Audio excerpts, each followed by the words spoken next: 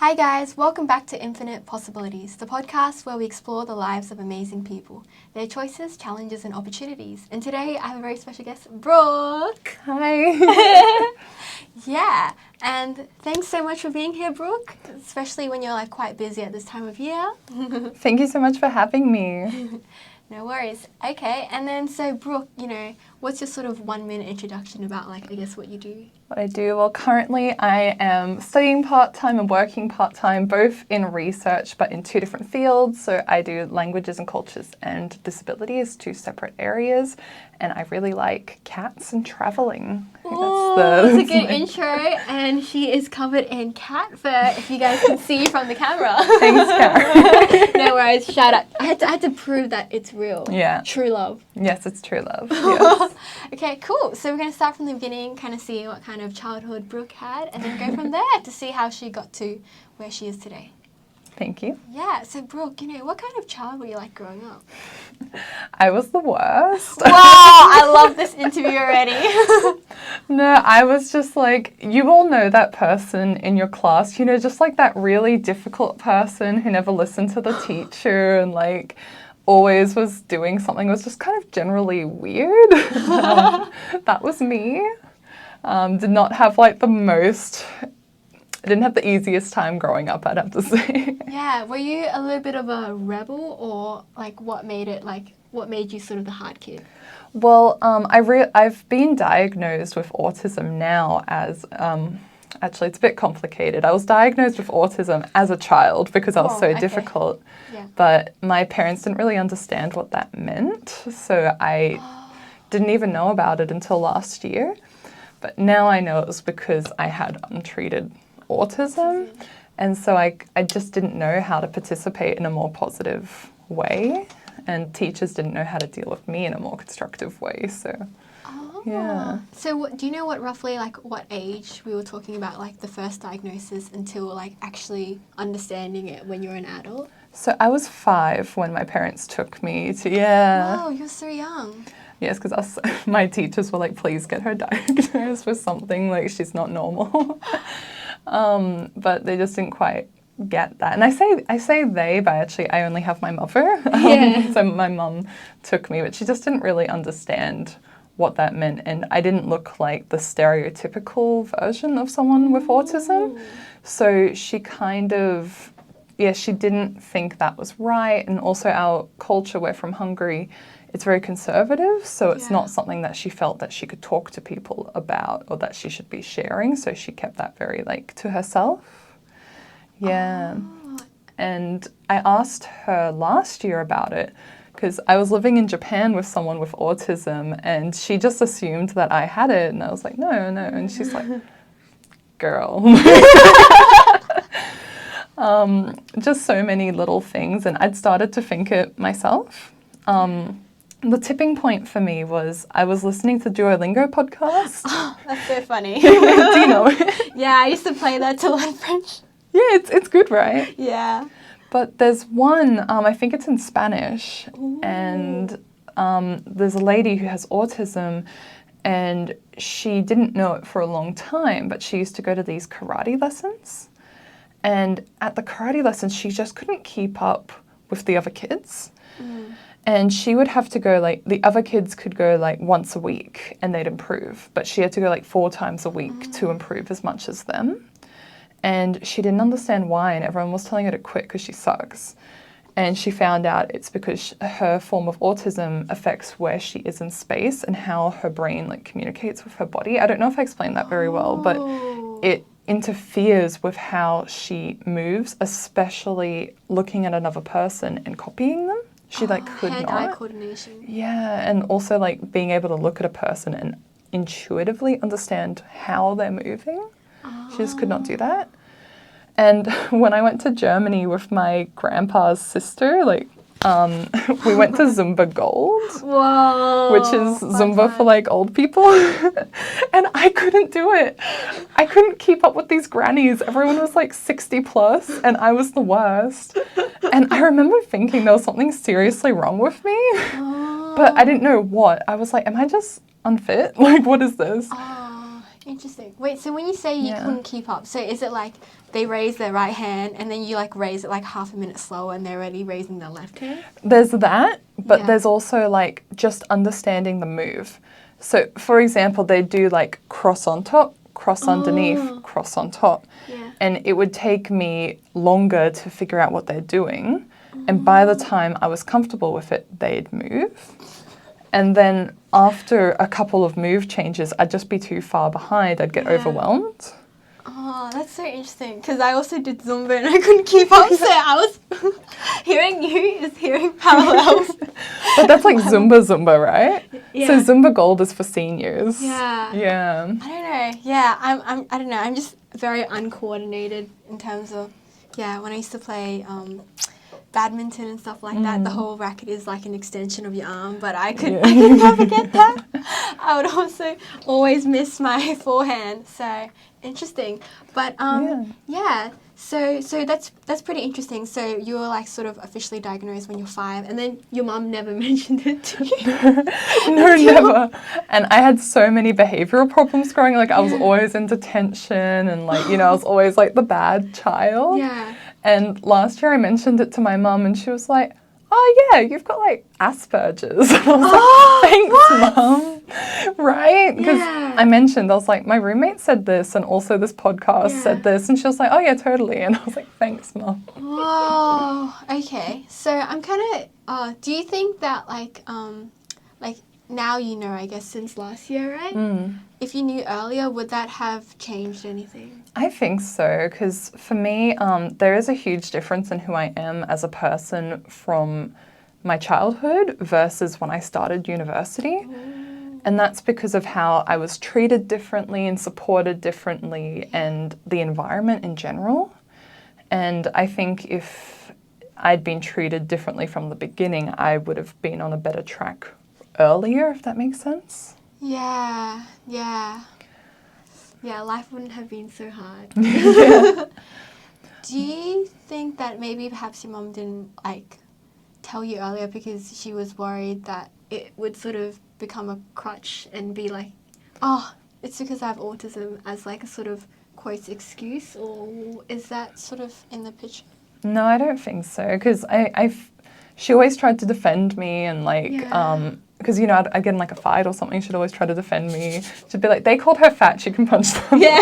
But like, I feel like if she'd known that, she would have given me that protection, if that makes sense. Yeah. It was genuinely just like a cultural thing, that conservative shame. Yeah. And also just the not understanding, because I would say as a child, my autism was quite intense. Like it affected my life a lot more than it does now. Yeah. But there was another child at my school who had very severe autism. And I think my mum was really comparing me to this non-verbal child. Yeah. And she was kind of thinking like, oh, Brooke's not like that, therefore she doesn't have autism. It's something else. They got it wrong.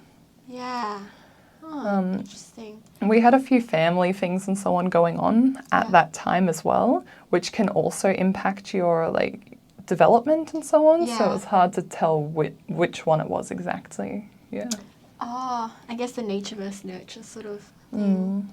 Oh, okay, cool. And then I guess some people, maybe they're listening to this podcast, they don't know too much about autism. So what is your sort of like, I don't know, quick definition?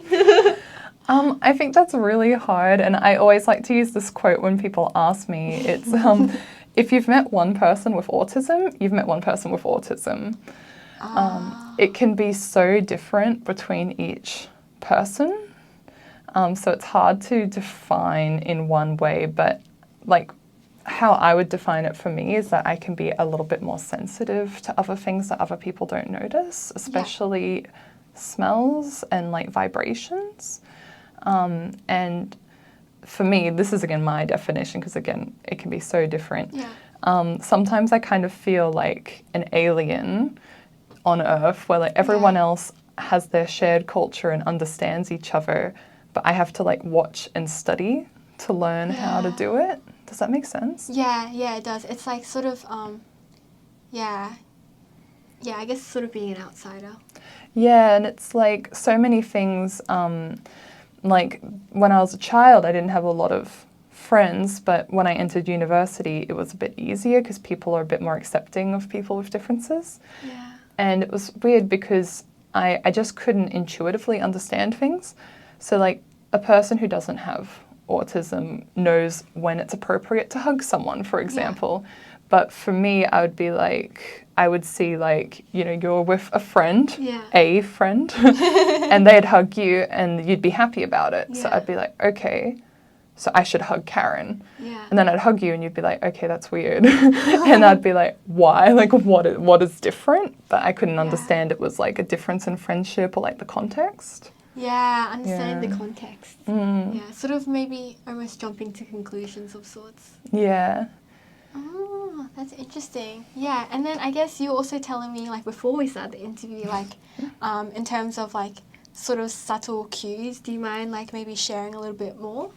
Hold on, can you jog my memory a little bit more? Okay, cool. I think one was, like, with the eye contact and the fidgeting, and maybe if there was, because you said you had a friend, she's like, oh, you know, I can see the autism. And, like, I'm kind of, like, curious to see, like, what she saw, and then for her to be like, oh, okay, this is, you know, like people similar to people who have autism. Yeah, so I'll start with the eye contact one because that's a classic me. I am so bad at making eye contact.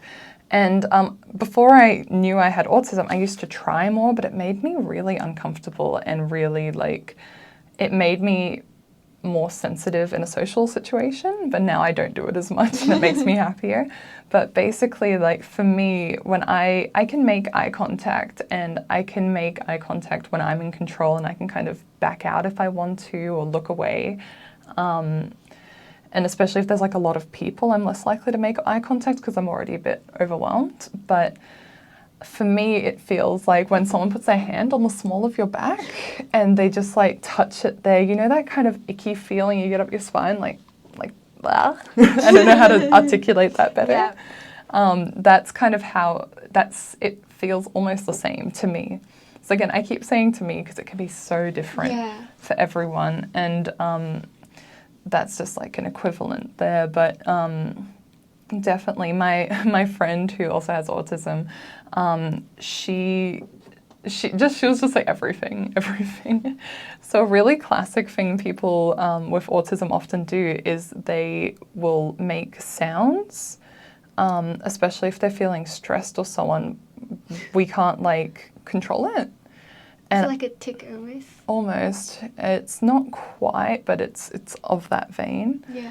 And in my case, it's actually like a meow. That's so cute. Especially since you love cats. Yes. Your cat must appreciate you're like, oh, we're the same species. Right?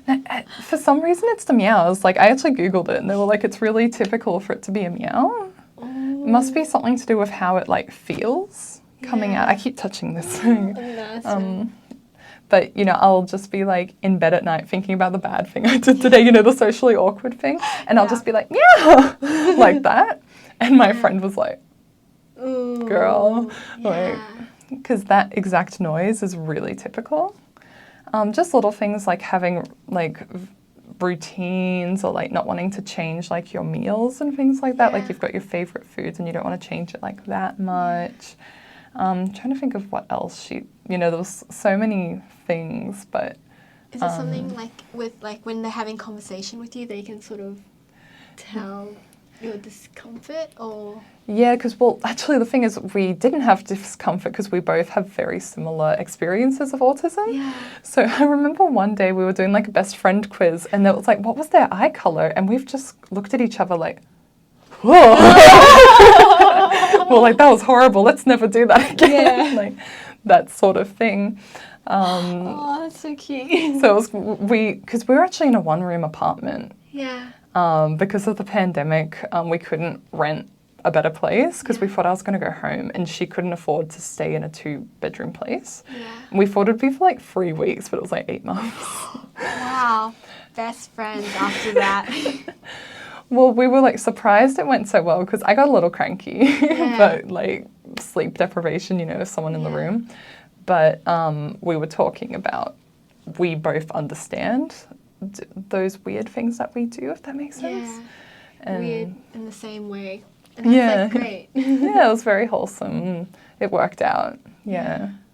Oh, and then so I guess because I remember in the beginning of the interview you said that how sort of being like an outsider and sort of like the alien observing from afar. So like when you're with autistic people, does that sort of change where it's kind of like you guys are both outsiders together observing, or do you feel sort of like, or is there that sort of, I don't know what to call it, like social awkwardness between other people who are autistic? Because autistic, like there's such like a diverse range of like the symptoms. So yeah, and actually one thing I just want to add before we keep going is some people like autistic people and some people like people with autism. Yeah. I like autistic people, but I'm trying to switch between both just Autistic because people. Oh, okay. yeah, I'm trying to switch between both, but I prefer like autistic person for me. Oh, but okay. oh no, it's whatever you use is fine, but it's more like for the audience. I just wanted to acknowledge that there's the two types. Yeah, that's good. So someone might be like shocked that I'm saying like autistic person so much because it's not like politically correct, but the community likes that. Yeah. But yes, back to your question. Again, it's hard to generalize, but in general, I've found it much easier because another common thing with autism is that you don't feel the need to do some of like the daily pleasantries or the smaller social cues. You know, for example, like if I'm talking to a friend of mine, I'll call him R, who also has autism, you know, we don't ask each other how our days have been. We're just, you know, it's just like, hey, let's get started on this. Cool, let's do it. And then we do it and then we're like, thanks for that, bye. Like, and it's not that it's like I actually do like talking to people and I do like socializing, but if I don't really know them that well and stuff like that, I'm literally like, can we just do our job and go? Yeah, but that's kind of cool. I think, small talk, a lot of people can sort of relate to as well, where it's like, how's the weather? No, let's just skip that part. Yeah. I'm also kind of curious, like, because you said your mom was like quite conservative in the beginning, and then like, how has like, now that you've like, you know, grown up, does she still sort of hold that sort of conservatism? She definitely makes an effort to be there, but she's not quite like, you know, it's also her generation as well. Like, because she's got those two things. Her generation grew up like at that time. She's also a police officer, so her peers are not woke. And plus the cultural aspect. So she's got all these different things.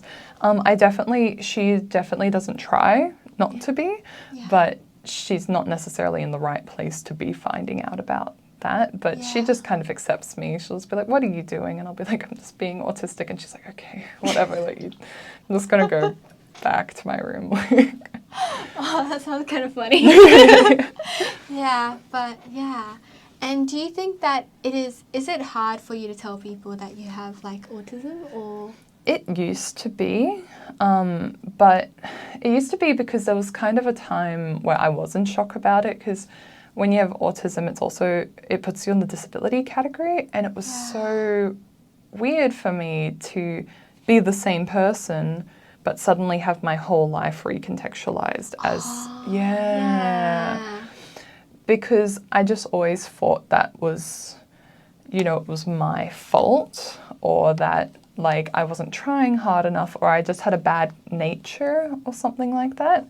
And to kind of know that there was an explanation and there were like coping mechanisms and so on made me feel a lot better. And when I was having that process, I realized that whenever I talk about my diversity, because I also am very open about like my low socioeconomic status growing up, all of my different areas of diversity that I'm involved in, I find every single time I do a speech like that, someone comes up afterwards or someone messages me and they say like, oh my gosh, me too. It's so cool to see you kind of owning that, or it's so cool like to see you succeeding, or I think I might have that, or something like that. But a lot of people don't like to think that they have autism, for example, because they just see, you know, TV autism, if that makes sense. Like, think like Sheldon from Big Bang, or like Rain Man and stuff like that. And so people can't relate to that. And they think, oh, you know, I'm not a science person, I'm not this, I'm not that. But then they can see that, you know, I'm just a normal person, you're just a normal person, and maybe you might be a bit more like that, and that's important because you do need that support and that understanding of yourself. Because always, one of my biggest problems was that I'm really social. Like, I love making friends, I love being around people, but I just couldn't, like, I just did not know how. And I'd just make people uncomfortable, or I'd talk too much or whatever. And I always saw that as my own failings. Yeah. And now I'm just like, don't mind me. This is who I am. Deal with it. Like, if that makes sense. Yeah. Yeah, but that's really cool. It sort of made you own yourself more. Yeah, I think I'm this sounds weird, but I'm less ashamed. Yeah. I'm very happy to have autism, if that makes sense. Like, that just makes sense for me. And it totally recontextualized everything. Oh, so you wouldn't actually, like, you know, there's always that question, like, waving a magic wand and, like, maybe, like, you know, being without autism, does it... Would you So ever... controversial. Yeah, I know, right? Yeah. It's all right. No, I don't think so, because I didn't have an easy time growing up. Like, it was really, really hard, especially because... I don't know if you've seen, there's this new anime, it's called Comey Can't Communicate. It's nice. It's called Comey Can't Communicate, and it's about a girl with social anxiety. Yeah. And at the beginning of every episode, it says, like, people with social anxiety struggle to form connections. This does not mean they don't want to. Yeah.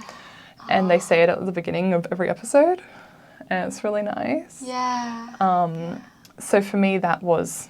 You know, growing up, you know, I wanted friends, I wanted this, but I just was never included.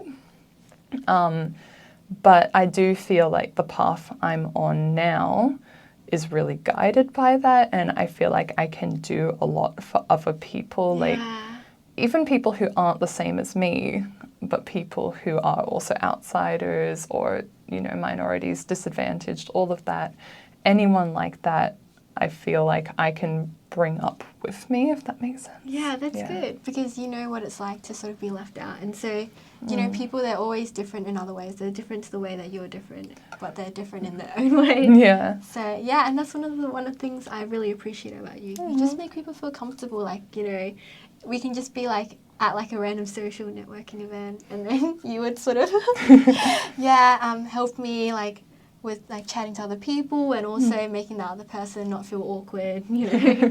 So, yeah, it's kind of, it's almost become your, like, strength in many ways, and how you can sort of relate to other people. Yeah, I think so. Like, it took a while to get there, but I do feel like I've come better for it. And part of that is from being the alien, because as much as we love extroverts, one thing about extroverts is, like, they don't listen. Yeah. And they're not always aware of people around them. A really classic one, for example, is, say you're at a dance party or something like that. Yeah. And there's 10 people in the middle who are, like, dancing and having a great time, but everyone else is looking uncomfortable, and they're like, oh, we actually want to play board games or something like that. The extroverts will just look at the other extroverts dancing, and they'll be like, no, everyone wants to dance. But because I'm kind of outside of that, I can be like, well, actually, other people want to do something different, or are experiencing it differently, or not having as good a time as you are. Yeah. And that comes from being outside. Yeah. Yeah. Oh, yeah, that's kind of cool. And then what about, I want to go back a little bit more to sort of, like, maybe growing up. Yeah. Yeah, and so was it, how was the sort of, like, friend-making situation, and was there a lot of, like, bullying happening at the time? Because I have a friend, her younger brother does have autism, and she always wants to, like, you know, stand up for him, and then so, what's the sort of experience been like? Well, absolutely, like, bullying always, because also, if you can't notice, I'm really tall. I'm 185 centimeters tall. Amazing. And I think I was about your height when I was 8. Yes. Wow, my gosh. So you're like 160. Yeah. So I was about that height between like 8 to 10 sort of thing. And I was actually the youngest in my grade, but everyone that's so thought, funny. yeah, everyone thought I'd been held down. Like even the parents, they would like get mad if I did netball, like because they'd be like, You're gonna win. Yeah. Every time they'd be like, "Where's her birth certificate?" And I'd be like, "No, you don't understand. I'm 2 years younger than your kid." Like years. But yeah, like that was a big thing, and also just being different. I would say like I had a few main challenges. So one of these was that I definitely had special interests. Ooh, tell me So- more. Well, this is really typical for autism, is to have a special interest, which is something that you were just like so obsessed with and you love like so much and you know like everything about it. And it's really hard to separate yourself from the interest. I had different interests growing up. So I would kind of get into one thing for a few years and then I would change. So two of my classic ones were ancient Egypt Oh, that's so cool. and dinosaurs. Wow. So, you know, I was the kid with all like the plastic dinosaurs, and I always had this big book on dinosaurs with me, and I could name all of the dinosaurs. And I didn't know how to relate to people outside of my special interest. So a way that I would try to connect with people would be like, oh, you know, if you were a dinosaur, you would be like, I don't remember all the names now because I haven't been into dinosaurs since primary school. Oh, what a I've bummer. moved I on was from kind of keen dinosaurs. to learn a little bit more. I know some dinosaur names. I know Brachiosaurus is my favorite because it means Brooke dinosaur. Ooh, that's I'll never so cute. forget. Yeah. But you know, something like that. Yeah. And I'd show them, I'd be like, okay, your energy like reminds me of this dinosaur. And some people would be like, oh, that's cool. Like, what's that dinosaur or whatever? But some kids would be like, no, I'm a stegosaurus. And I'd be like, no, there's more than just stegosaurus. Like, this is you, okay? And then we'd like get in a fight or whatever. Yeah. Or the ones who did agree, like, I'd then get encouraged and then I'd like talk about dinosaurs for like another hour. And they'd be like, okay, let's not do that again. Oh, so was it like they agreed just out of pleasantry? Well, like, what I mean though is like, I'd be like, oh, you're a stegosaurus. Yeah. And they'd be like, oh, yeah, cool, that's cool. Like, tell me about it. And then I'd like talk for long and I'd be like, oh no. But I wasn't capable. And even today, I'm not that capable of telling if someone's interested in what I'm saying. Like, for other people, I think it's easy. You can see someone's like, or like, oh, yeah, yeah. But I need it to be like that obvious for me to tell. Like, yeah. Yeah, that's interesting. Yeah, I don't know. Even I find it quite confusing sometimes. People they can say it, but they don't look like the, and then you can't really tell. But yeah, that's kind of an interesting one. Yeah. Karen's like, I'm gonna go Google the symptoms of autism. Yeah, I know. I was like, wow, this is good stuff. But I feel like in some ways it's like autism, like it has its own category, but like I think a lot of people they can sort of relate to many different aspects, especially the whole being the outsider. I think everyone can think of a time where like they really did not fit in. Yeah, So, absolutely. Yeah. And it's a spectrum as well. Like you can go like from very few or very diverse symptoms to all basically. Like that's not a very articulate way of saying it, but you understand what I'm trying to say. Yeah. Do you know the TV show Love on a Spectrum? I do know it, but I haven't seen it. I haven't really. I've watched like a lot of the episodes. Oh, really? Yeah, get on top of it, Brooke. Sorry.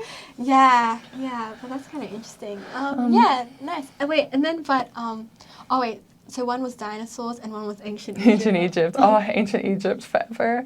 No, it was the same thing. Like, I'd want to tell everyone about all the things I learned about ancient Egypt, but, you know, no one's interested or they didn't like it. Or I would say something, for example, I'd be like, oh, and then they rip out your heart and they weigh it with a feather, you know, when you go to the underground, like in the underworld. Yeah, I know what you're talking And about. they weigh it, and like the kids would be like, "Oh my God, Brooke's talking about violence," and like telling me to the teacher, and then they'd all be like, "She's so weird. She talks about ripping out hearts," you know, like. That kind of sucks, taking words out of context, right? Yeah, and so there were those things like my special interests, people weren't also interested, and I went too, I know I went too far with it, but I didn't know how to tell.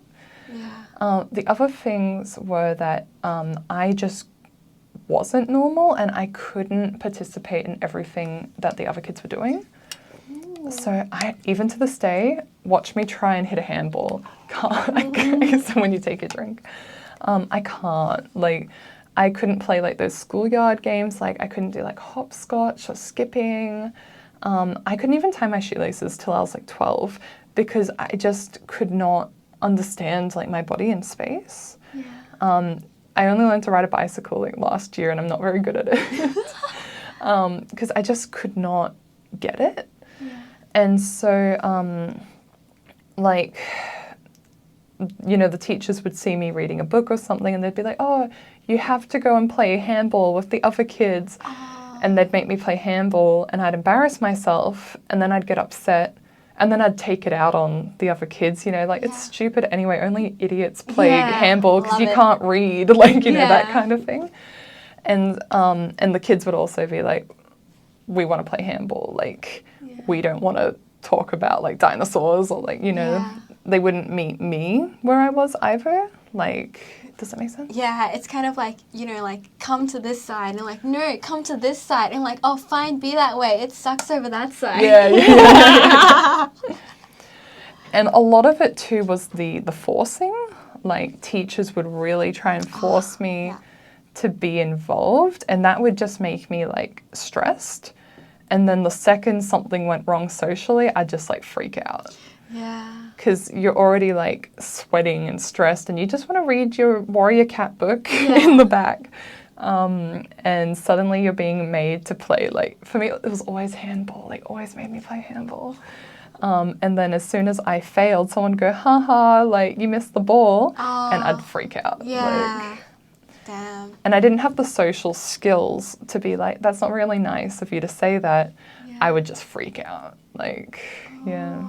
That's kind of interesting, because I feel that even if you did have the social skills saying that it's not nice, I don't know if it would have made much of a difference to be oh, you're weak, because kids, they just kind of latch onto it and, peg another insult at you. Well, you see, it made it worse because not only was I the girl who missed the handball, I then was crying and freaking out and being really weird about it, and I don't want to be around her because she's such a freak. Was because if I'd just been that's not very nice and left, they would have just been whatever, but I would make a scene, and I didn't have control over that.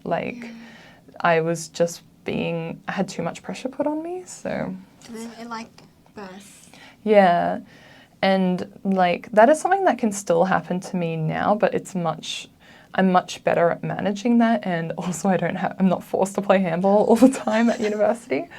After this podcast, handball, me and you. Yeah, me and you, let's go. And then you never heard from Karen again. Yeah. For the authorities, I did not. That was a joke. Yeah, Just putting that through. But yeah, things like that, because some of my sensitivities are feelings. So I hate the feeling of rain on my skin. Ooh. So I keep touching. Yeah, some people find it relaxing or refreshing or something, but to me it literally, can I touch you? It literally feels like someone going this. Oh, yeah, that's not nice. But imagine all over your body. It's someone just touching me. Yeah. And it's just it feels more intense to me than an average person. Yeah. And so if rain's falling on me and I can't get out of it, I feel really it feels like someone doing that, right? Yeah. Or the wind as well. I don't like how strong winds feel in my hair and on my skin. So when it's windy, I don't like to go outside. Yeah. And so for example, if I'm at a social event where I have to be outside and it's windy, I can be a bit cranky. Yeah. But not the same way as when I was a child, because I now can opt out, or I can explain to people oh, sorry, wind makes me really uncomfortable because I have these sensory issues. I can explain that to people instead of just being cranky. Yeah, and I guess also sort of being able to anticipate it and the patterns. So knowing thyself. Yeah. Absolutely.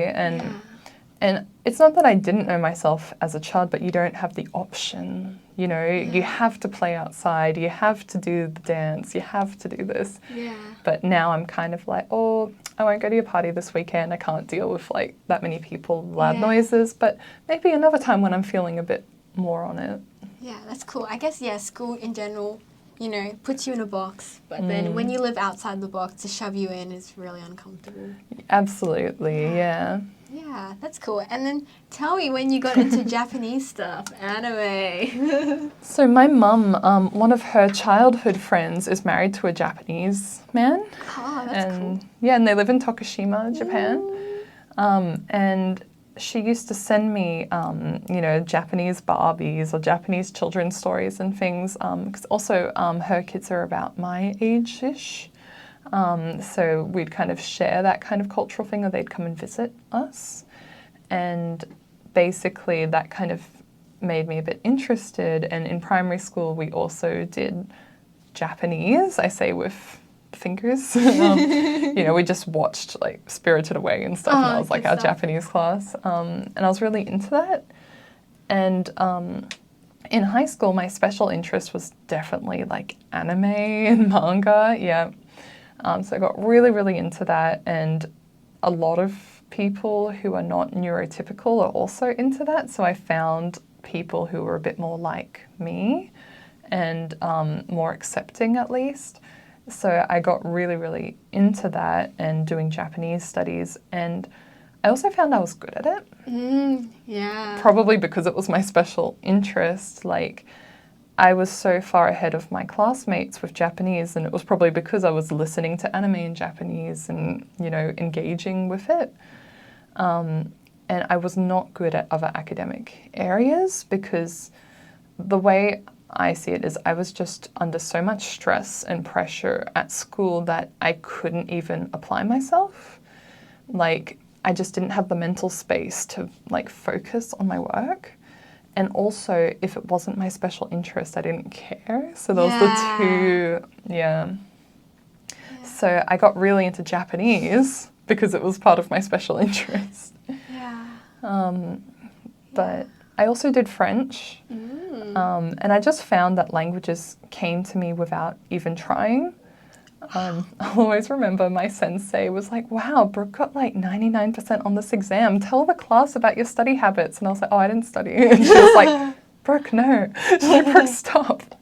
Don't tell them that. You studied, right? And I was like, no. No. So I really leaned into languages. Yeah.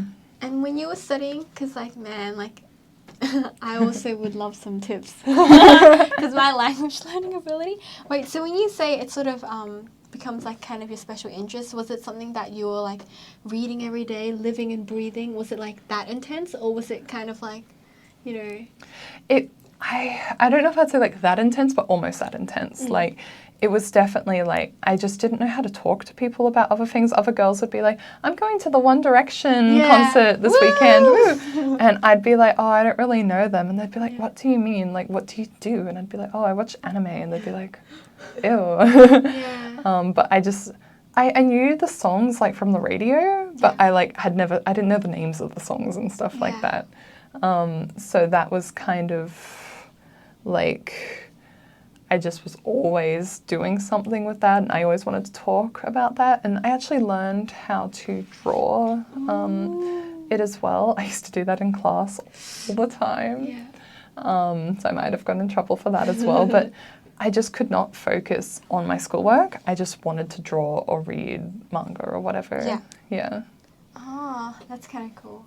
And tell me about sort of, because I remember when we first met, you were speaking and you were talking about like really wanting to go to Japan. And then what was it like when you first went, and maybe expectations, reality, and then where you are on this kind of like, because when you say special interest at that time, I sort of think like, does it sort of have like a shelf life? Like, is it like, you know, is it like, because you said you used to be into like dinosaurs and ancient Egypt and you're no longer really into it. So I was kind of wondering about this sort of like area of, I know that's like a really big question. No, it's all right. No, it's really different for everyone. Like, I know some people who've had the same special interest forever. Wow, that's amazing. Yeah, like, and it's the classic one is dinosaurs. That's like it's like cars, or when I say cars, like transport, dinosaurs, or like rocks or something like that. Like something that you can engage with as a child, and you change how you engage with it as you get older. Because then you become like an archaeologist or like a mechanic, or you just have a car that you mess with in the back, like that kind of thing. But in my case, like I would definitely say it's a special interest just due to how into it I was and like how important to me it was and how upset I'd get if I couldn't engage with it. Like I can't even stress this, like I was so obsessed with anime, I would always watch all the trailers and all the opening and closing and previews on all of my anime DVDs. Wow. Because I didn't want to miss like 1 second of it, and I'd like pause for like the opening song to like go get water. Like who does that? That's amazing. But like that's how much it kind of like, not in like necessarily a bad way, but that's like how much it was impacting my life. Like I needed that kind of engagement with it. I couldn't just casually watch it and then pause it halfway through and walk off. It was like, no. Yeah, finish it to the end now. Absolutely. And yeah, like... going to Japan. Going to Japan. Yeah, so absolutely. That was one of the, you know, how classic is that? Does anyone do Japanese who wasn't obsessed with anime and manga? Like, honestly. Yeah. But yeah, just I was really interested to see these things in real life, to use my Japanese and so on. But I actually didn't expect it to be like anime and manga, if that makes sense. Oh, okay, that's good that you didn't think that everyone was going to look like that or talk like that. Oh, that's so classic, right? No, absolutely. Like, I understood that it was like fiction, but I still wanted to like see, and I was interested in the culture that made this fiction, if that makes sense. So I wasn't that, like, I never had a real disappointment with Japan moment. I did with the working environment, but that wasn't like a surprise. That was just a like, oh, I definitely can't do this. Oh, it's just too many hours, too intense, too stressed. Yeah, and just like the attitude of everyone there was not it. But like, how do I say? I've lost my train of thought. It's okay. About sort of the working environment, too intense, could not maybe cope. Yeah, but I actually really liked it, and I think one of the reasons that I liked it was I was in the countryside the first time I properly went, and everyone treated me like I was like special just because I was like visibly foreign. And anytime that I made like a mistake or something, it would be like, oh, she's a foreigner, don't worry about it. Oh, I love it. Yeah. Low expectations. Yeah. And if I did make like a social mistake, people would explain it to me that way. So in Australia, they're like, no, you don't say that your friend calling her dogs Bubbles is stupid. And I'd be like, why? And they'd be like, because that's not nice. And I'm like, but why is a stupid name for a dog? Like, it's a fish name, okay? But they would just be like, because it's not nice. And I just didn't get it. Like, I wouldn't make the same thing again. Like, I wouldn't make fun of Bubbles again. Yeah. But I wouldn't understand that you also can't say that, like, Spot is a dumb name. Like, I didn't understand why. But with the cultural and language studies, people would go, oh, in Japan, it's rude to do this because, and they'd, and they explained that really well, and that was really helpful. That's kind of cool. And has your sort of, because it's been so many years, how has your sort of view and your relationship with Japan been? Because I remember you like lived in Japan for like a very long time as well, and then, you know, came back and etc. Yeah, well, I've lived in Japan for almost 3 years altogether at the moment, or around 3 years. I haven't counted. But I just got back from 18 months in Japan during the pandemic. Amazing. But I think at first I was really keen on living there. I really enjoy my time there. I really like the people and how I get treated and how I can engage with them, and just so many beautiful aspects of the food and culture, which I just love. But I've realized that to live there, I would have to kind of hide my differences and my areas of diversity, and that's just not who I am. And I want to use these aspects of myself to make the world a better place, and I can't do that there. So I've kind of backed off from Japan in that aspect, but I definitely am still keen of having like a continuing relationship with them. And I think it's given me a lot that I am taking with me. So for example, I'm doing my honors thesis right now on Japanese immigrant community, the Nikkei in Peru, and how they connect with their cultural identity, especially such a unique culture as Japan. And that's been really good for getting me interested in research and getting, like, it's a really interesting research area because it's very under-researched and it's spicy. That's next level. For my thesis, I watched YouTube videos where... Oh, that's very good. Very educational. Right? But Nikkei people, like, argue with each other about what it means to be, like, a Japanese immigrant, like, in Peru. And it gets spicy. It's a bit controversial, a bit response video, like, it's fun. Yeah, that's kind of cool. It sounds like, I guess, there was, like, when you're in primary school, there's that one box you have to fit in, and maybe in some ways Japan also has a sort of another box. Yeah. So, yeah, that's kind of interesting, but it's kind of cool that, you know, unlike maybe some of your previous special interests, you still sort of engage with it, but like maybe in a different way. Maybe you're doing research in it, maybe like, you know, arm's length, you know, writing about the people. That's kind of cool. And I definitely still watch like anime and stuff, but a bit more like chill, like every so often. Yeah. Especially for my Japanese language skills. Yeah.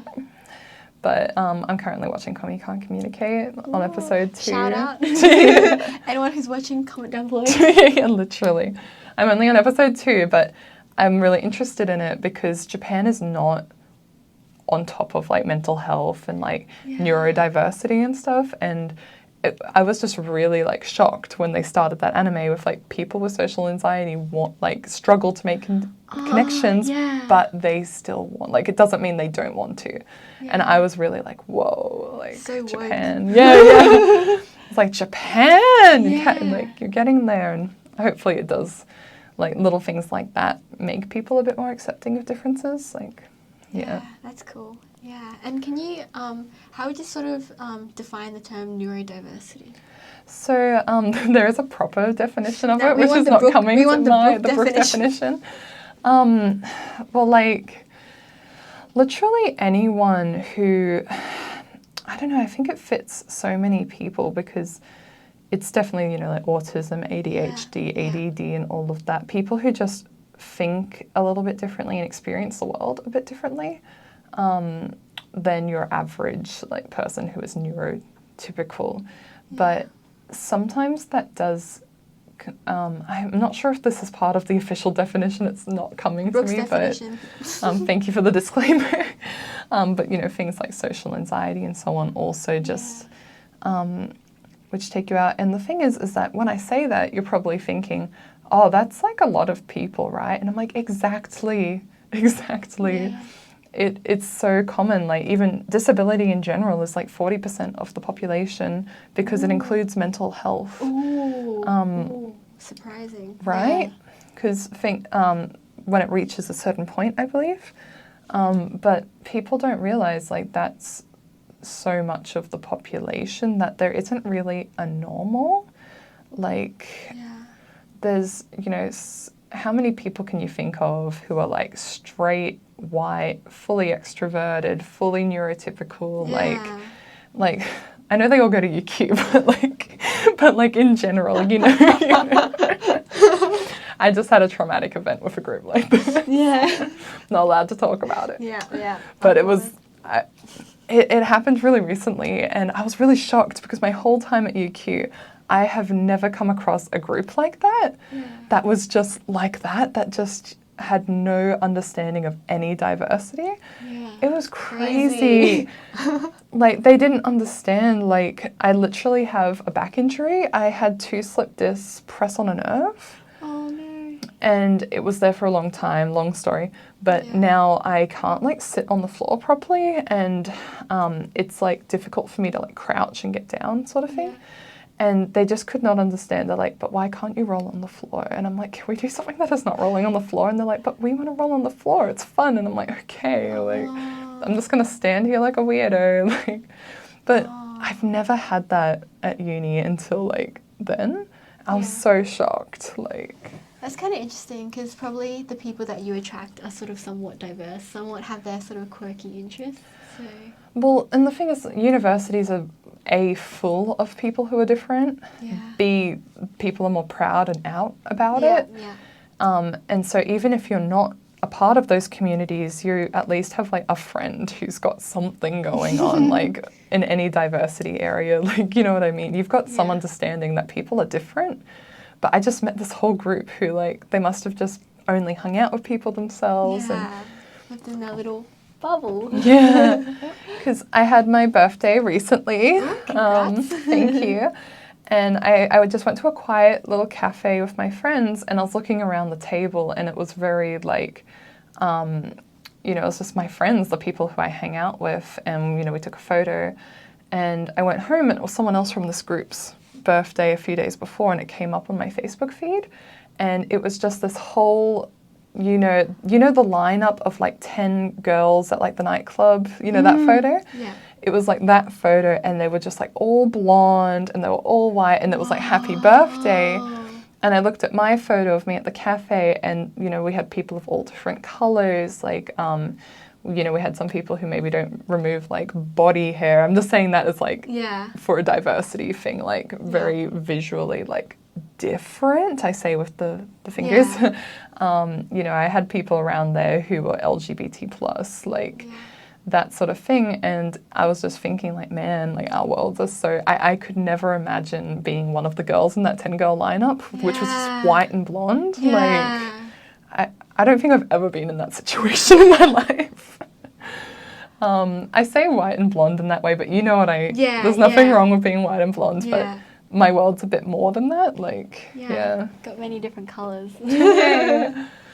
No, like, my boyfriend's South American, and like, I also just value like different types of womanhood, because that's kind of why I mentioned like the body hair, because like that's just a different type, and it's still womanhood and it's still feminine, but it doesn't exist in that world. Does that make sense? Yeah, it's like sort of, it's like the same thing, females, but like a different sort of expression, how they choose to style, how they choose to sort of present themselves. Yeah, and I definitely like present myself in a traditionally feminine way in someone, but I still like, I don't have to surround myself with the same type, you know? Yeah, and sometimes if you surround yourself with the same type, isn't that boring? It's like, what are you doing? Oh, like, oh, I did that too. Nice, cool. I was babysitting the other day, and we watched a movie called Ron's Gone Wrong. And that's literally the plot of the movie. Like, if all your friends like the same things, like, it's boring. It's on Disney Plus, if any of you are babysitting this summer holidays. Ron's Gone Wrong. it was the main character's from like Bulgaria, and I was kind of like, hey, not the same, but like, I get it. Like, I get it. But that's cool. Yeah, and maybe like a few quick more questions. Yeah. So No rush, like I'm good. Yeah. Gonna grab lunch. But I want to sort of ask you, so a lot of people, like you studied the Bachelor of Arts, a lot of people who study arts, they don't generally find themselves down the academic route, and you said just then, you know, you're doing a thesis. So I was kind of keen like to know like maybe from the beginning when you sort of enrolled in the arts what you thought you might want and what you sort of want now. And yeah. Well, absolutely. If I go back to the beginning, I did not have any long-term goals. Love it. Honestly, I was a bit like, you know, I didn't really have a lot of direction, you know, probably a bit of depression there. I did not know what to do next after high school. Like, I didn't have family or friends who could give me like guidance on this sort of thing. And all I knew was that I liked anime and manga, and I was keen in Japanese, and I wanted to go to Japan, but I could never afford it with my family's financial situation. So I'd have to do that some other way, and I realized going on a semester abroad would be a good way to try that. And I didn't actually get a lot of support to go to university. I told the school careers counselor and my teachers and so on that I wanted to put like UQ, literally because I like the campus and because they have Japanese, and then QT and Griffith, but they actually pressured me into putting TAFE options on there because they were like, that's cute, you think you can go to like university? And I was like, oh. They're like, you can put some dream options at the top, but you've got to be realistic. Yeah. So I went and did that. That was how I did it. But I did get my first preference, so like whatever. Yeah. But I really found that really impacted me. You know, everyone in my life who was, you know, you're meant to respect and so on, was kind of saying like, you're not good enough for university. I walked into UQ the first day, you know, you walk past the law library and everyone in their, you know, the button-up shirts and the boat shoes, you know who I'm talking about.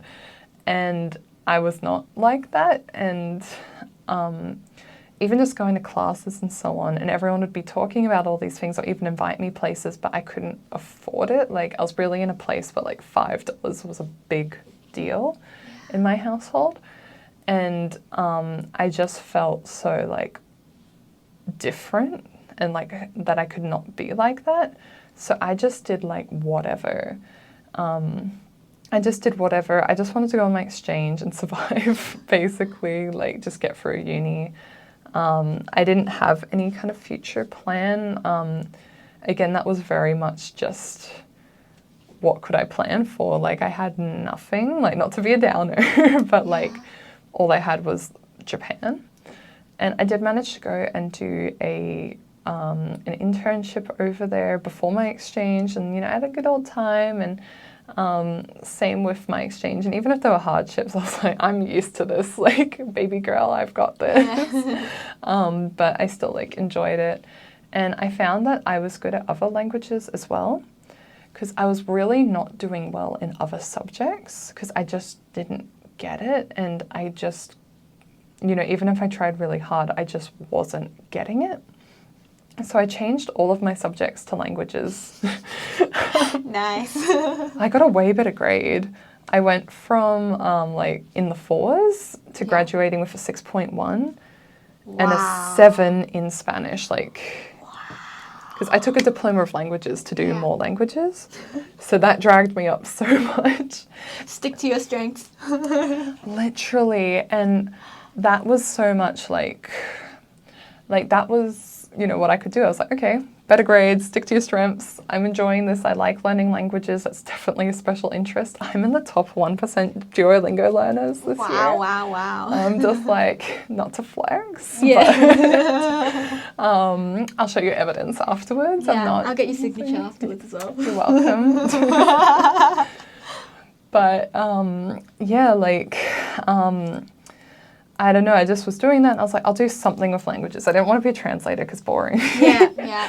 But I just didn't know. And that's kind of where my diversity comes in. I might like segue to that if that's chill. Yeah. So basically, I used to always feel like different because I wasn't like these people I was looking up to, and my classmates and so on. But I started to realize there were more people kind of like me around. And but I didn't know how to connect with them. I had such bad social anxiety, like even just saying hi to someone was like the biggest deal. And then I'd just like word vomit and they'd be like, oh, she's so weird, like not talk to me again. I'd be like, oh. But I remember one day, I think it was in my first year of uni, I just was sitting there and I saw that there was a recommended manga and it was called I Don't Have Any Friends. Or I Don't Have Many, I'm not sure, it's one of those. I didn't like read it, I just saw the title and I read the concept was like, they don't have friends, so they made like a no friends club. Oh, yeah. And cool. And I didn't like read it, but I walked away and I was like, I don't have any friends. Like, I don't have like any classmates that I really talk to, or like, you know, like that sort of thing. I don't do anything on weekends. Or, like, I've never gone somewhere with, I hadn't even been to like a cafe with a friend ever. Wow. And so I was kind of thinking, like, which was like fine for me for most of the time because I was just watching my anime. But like, I was really thinking that, and I was like, okay, no, there are like chill people around. They're not all like Becky's, like, you know. And I didn't know how to do that. And then I saw volunteering as a way to kind of be around people and have like a purpose, but it's not class, so you like can't talk. And I started doing that, and that kind of worked well because I could like practice my social skills. Because another thing with autism is something called masking. So that's where this is really common with people who have been socialized as females, where we learn to hide our non-typical behaviors or to act in a certain way. Suppressing, kind of? Not so much suppressing, but just learning how to... So, for example, someone says a joke that you don't think is funny, your natural reaction is just like, okay, but that's rude, right? And everyone around you is laughing, so you've learned you've got to laugh. Yeah. And you just do it. And sometimes I feel really manipulative because it's not that I'm like trying to manipulate people or like that I'm a bad person or something, but sometimes that's the only way I know how to survive, is to make these purposeful like moves. So for example, I might be having trouble at the bank, and one person is like kind of nice to me, and when I say kind of nice, like it's like pretty nice compared to like the others, and I'm going to need more help from them in the future. So, you know, I might say to them like, oh, like, who can I talk to about like a compliment or something like that? Because I've learned in the past that if I do that to people who deserve it, of course, that creates a good relationship between me and them. And even if it's not for the relationship, you know, they deserve it. But like, I feel manipulative doing that, but it's just how I've learned to survive. Like, or a classic one would be like with a friend. Like, I might need someone to come and like look at my message to make sure it's right. You know what I mean? Because someone might be like, oh, I had this really hard day, and I'll be like, okay, when will you be fine again? Like, you know, and I'll be like, wait, got to get a friend to check that. Or a classic that I do is if I don't know how to respond, I'll just be like, are you okay? I don't really care. I don't really care. Like, I don't want to know. It's not that I don't care about like the person, but I would never ask that if I hadn't learned that people wanted to be asked that. Because I wouldn't expect someone to ask me that. If someone asked me like, are you okay? I'd be like, no, but like, who cares? like, and I've learned, and I've internalized some of those behaviors. It's not like full decision making all the time, but it was not intuitive. Yeah, that's so interesting. I guess on the part about manipulation, I think it's kind of like, I don't know. I think everyone like is sort of somewhat aware of the game.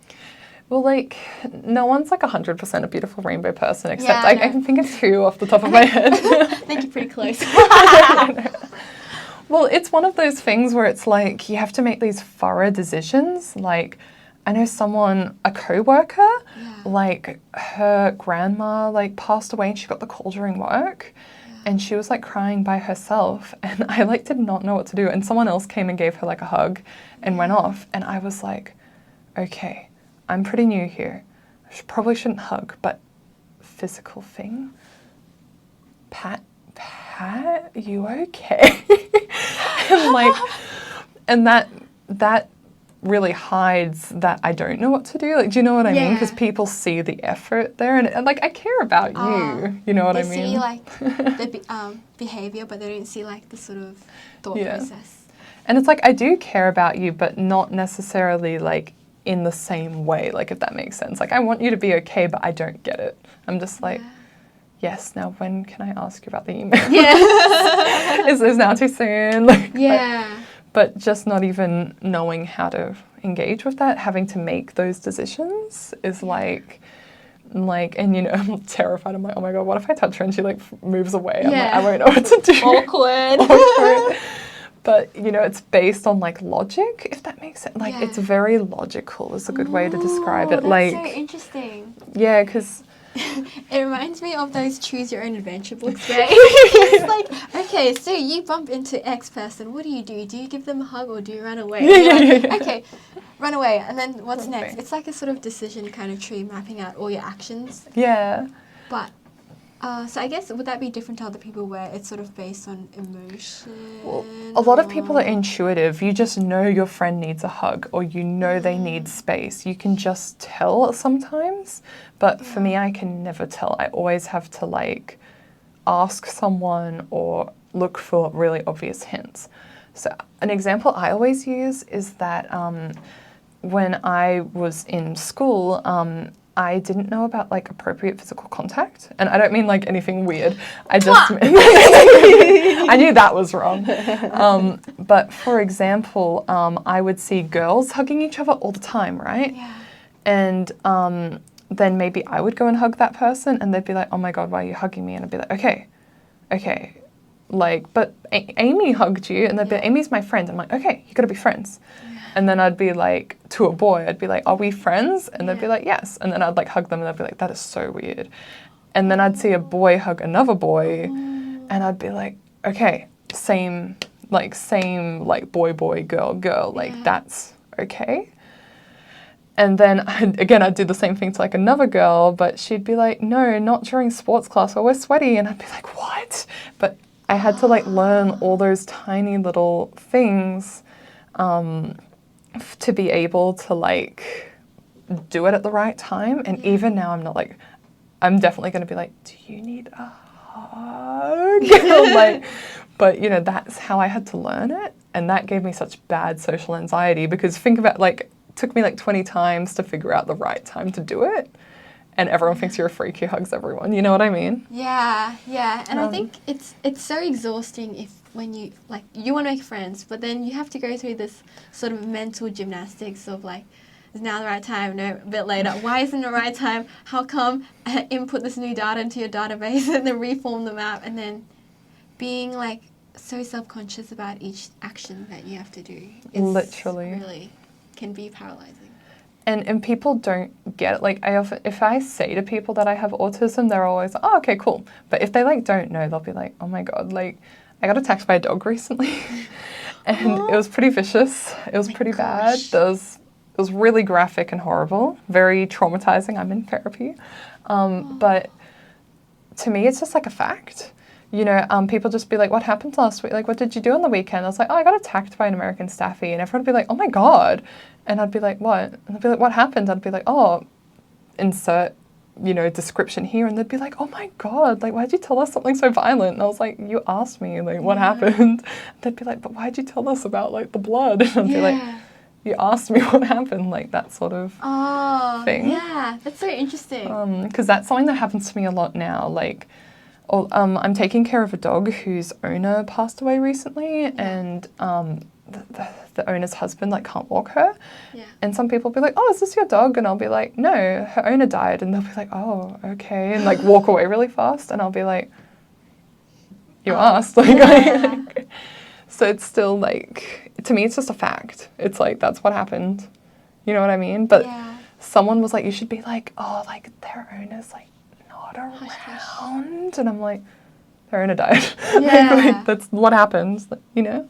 Yeah, that's so interesting because I think sometimes people, they ask, but they don't necessarily want to know. And so sometimes it's like, isn't it kind of your fault? And I think like, some people, they like ask for politeness. Like, you know, if there's someone, they go like, hey, how are you? And then you go like, all they want you to say is good, and then they can move on. But you go like, hey, actually on the weekend, this happened, and be like, so it's kind of like a two-way street where maybe like not understanding maybe the protocol, the pleasantries exchanged and the sort of like the routine nature of it, and the other person actually like asking, like you asked, maybe just say like, are you good or not so good today? And then just move on. Ask like a yes or no ABC question.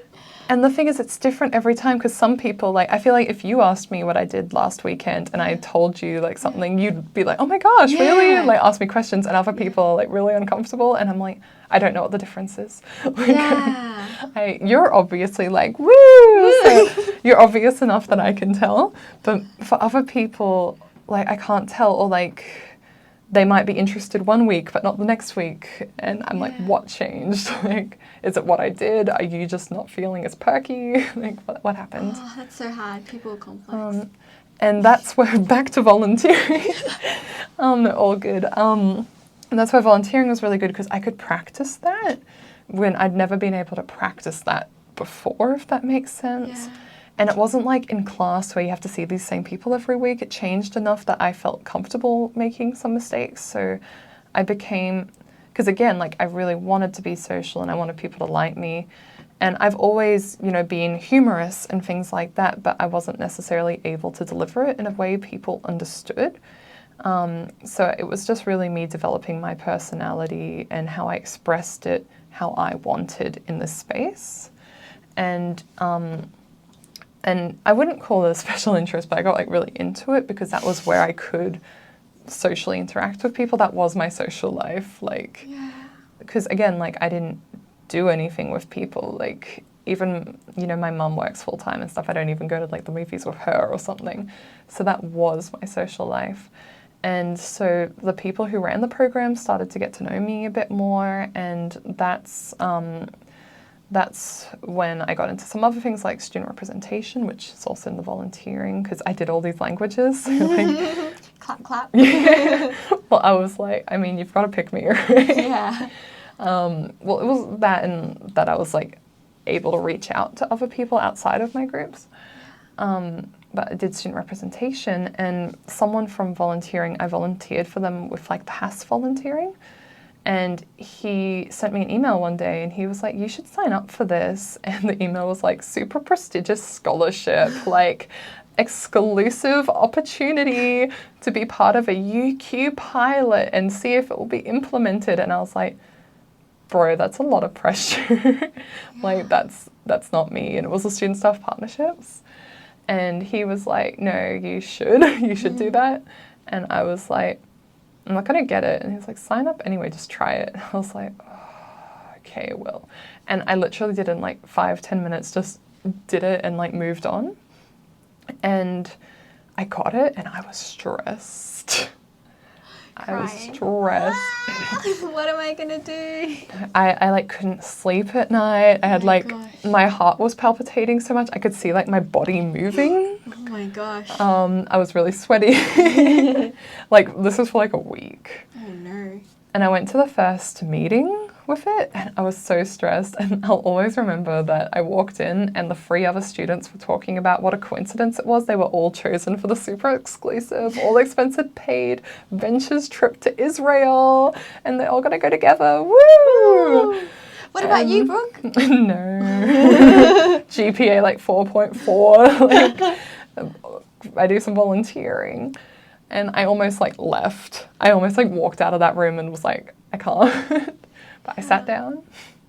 And then I realized that none of them had been student representatives. And it was a project about student representation.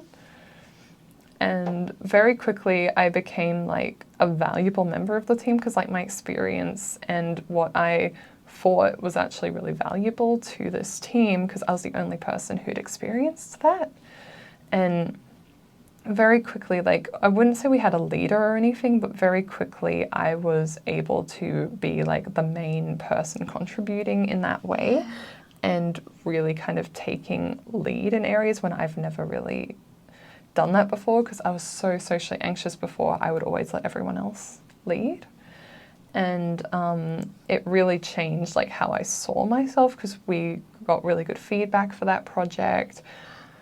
It was one of the very few pilots that were actually put out, like the results were actually used at the university.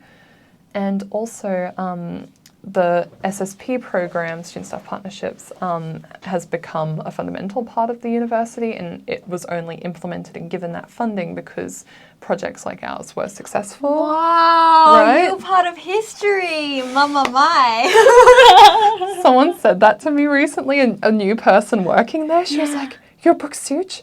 I saw your name in the historical documents." I was like, "Oh my gosh, I'm so old." But That's damn amazing. yeah, thank you. Yeah, you should be proud of yourself. Thank you. Well, I was, and like for the first time, because like before I'd just been like a really, 4's open doors, like nothing special, right? But here I was having this kind of impact on the university. Yeah. And I kind of was like, I like that, and I've got more things to add. Yeah. And so I got really involved in student staff partnerships because that's a really good way of student representation at the ground level. Like, you don't have to be an elected union official or a centrally chosen rep. You can represent yourself and your peers as a student on, really small scale areas. So even if it's just reviewing that course you did that people really struggled with online, like something like that. Yeah. So I'm really passionate about it. I got really involved in that, and that's where a lot of those diversity areas came out. So I used to, I kind of found out about my autism after I went through this process, but I used to be really ashamed of my past. Like, I would always kind of try to hide that, especially with how I thought people at UQ were. So, for example, like single parent family, really, really not well off. I've spent part of my life, living in a trailer at Logan sort of thing. And I would never admit that before, like no way. I actually did go to a private school, but we had kind of special fees for me because of like the hardships and things like that. But like, I don't know, that kind of disadvantaged me more because I was like obviously the one person out, like in a way. I don't know how I would have done at a state school, but I would really use that. That would be like my shield. I'd be like, I'm totally rich. I went to a private school. And it's one of like the cheapest private schools. So like real private school people are like, oh, that's cute. You think that's a private school? But things like that, I'd really try to hide it. Like my sister used to like do horse sitting, like ride horses and things for people.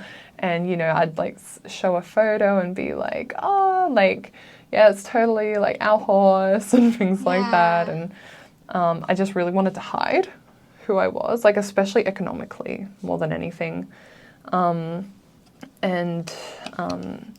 That slowly, like the more I came out about that and more I came out about like social anxiety or even imposter syndrome and things like that, every single time I mentioned something to someone, I could see everyone in the room like understood. Like there was no one in the room who was like, what do you mean? like what's that like, I'm sure there's like a real clinically diagnosed narcissist out there who might, but like aside from them, so no offense to that, but I mean, I think like everyone who is not there can understand that. And so probably not my best choice of words to go there, but anyone who doesn't have something like that can understand that. And people would always come up to me afterwards and they'd be like, that was really inspiring, or I was really encouraged. And the other thing is I'm not very emotionally expressive. So even if I'm really scared doing a speech or something like that speech you saw me at, I was terrified. But I'm not expressive, so people can't tell. And people always see me as this like fashionable, put together, social, Instagram queen. Like, they see me in a certain way. And when they hear about me talking about like imposter syndrome or something, it's really common for people to go like, you? Like... Oh, that's so funny. Yeah, and like someone once said to me like, oh, like I thought like... to even see like someone like you feels that way makes me feel more valid, like that it's not just me who's like weak or I can't do things because of it. Like I think you're so amazing. and you still feel like that, so I could be like amazing too, like, you know? Yeah. It's like, hey, like, wow, Brooke, up here. And then you're like, oh, actually, you know, she can relate to all of us. She knows. And then you're kind of like, if only you knew.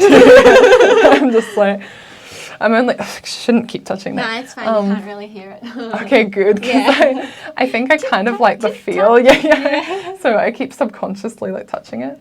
As you can tell, I'm very moving my hands. Yeah, I would have I have like another windshield and I would have brought it out and you can. It's all good. It's just what I do. It makes me feel comfortable. It's called stimming. Stimming. Spell it? Stimming. Oh, okay. Everyone does it differently, but I tend to like move my hands in certain ways. It normally just looks like I'm gesturing like this sort of thing. I mean, that looks really good. That's great for public speaking. BTW. But it's just me kind of moving energy in a way. I don't know how to describe it, but it's not calming. Being stationary. Being still can kind of be like, oh, I just want to move. I want to. Well, it's kind of grounding yourself in a way. Like a lot of people who stim use like toys or something that have like gooey feelings or something, because then they're focusing on how that feels on their skin instead of the situation. Does that make sense? It's kind of like a distractor. Yeah. Fidget spinners. Yeah, it's kind of a distractor and a way to release energy, like if that makes sense. Yeah, that's kind of cool. Yeah, I often make the hand movements. Lately, ever since I got attacked by the dog, I when I think about like scary dogs coming towards me on a walk, I like do this thing with my hand like this, like moving away. But it just makes me feel like I'm taking steps to protect myself. I don't know if that makes sense. Yeah, it's almost like you're kind of before encountering a dangerous situation, you're almost practicing. Yeah, almost. It makes me feel like I'm doing something to protect myself. But yeah, it probably looks weird for everyone. I'm just going for my walk and I'm just like don't mind me, don't She's worry. riding a horse. Every time.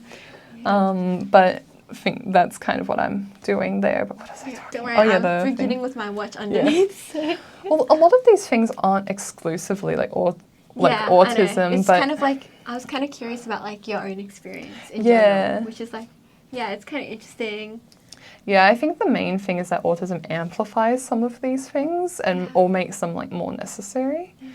But like I still can't wear jeans because like I get really upset because I don't like how they feel. They aren't very comfortable. Yeah, but it's like I get like upset, like I can't do it. Get them off. Literally, me at 8 years old.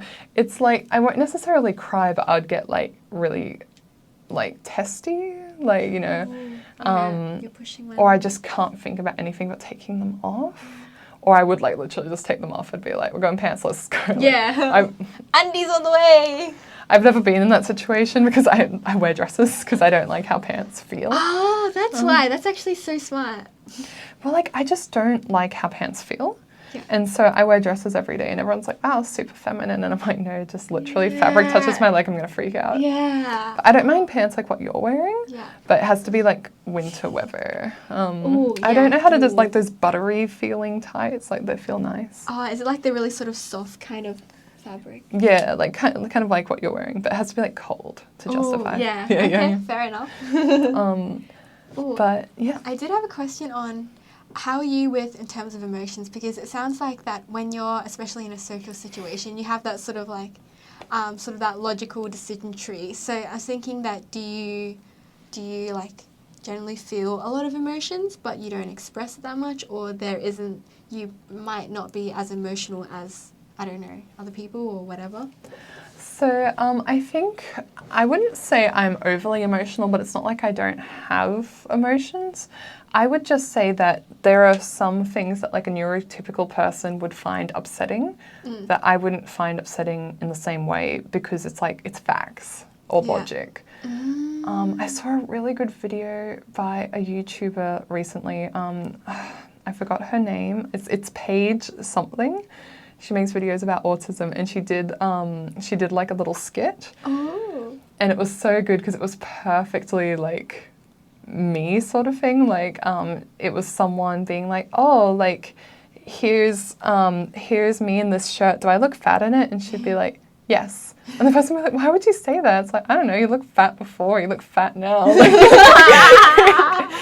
And the other person's like really upset, and the person with autism's like, okay, like you asked, like you look fat, okay, get another shirt.